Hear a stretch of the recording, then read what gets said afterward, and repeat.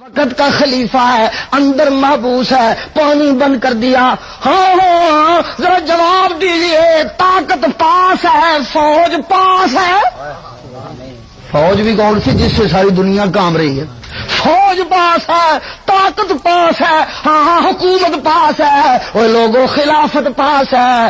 نہیں مجھے کہنے دیجیے، حسن و حسین جیسے پہرے دار پاس ہے۔ اللہ اللہ اللہ، کوئی چھوٹی سی بات نہیں ہے۔ حسن و حسین حاضر ہو گئے، کہتے ہیں عثمان آپ اجازت تو دیں، ہم کس لیے ہیں؟ ہم ان مٹھی بھر باغیوں کا علاج کر لیتے ہیں۔ عثمان تیری حیا پہ قربان جاؤں؟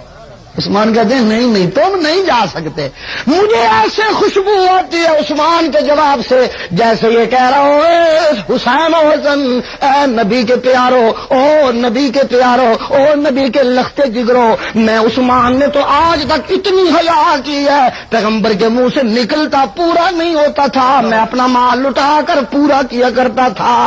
میں عثمان نبی کے سامنے حیاؤں کا پتلا سب کچھ لٹا اس کی باتیں پوری کرتا تھا، اور آج اگر میں اس کے بیٹوں کو اپنے لیے لٹا دوں تو میرے پلے پھر کیا بچ جائے گا؟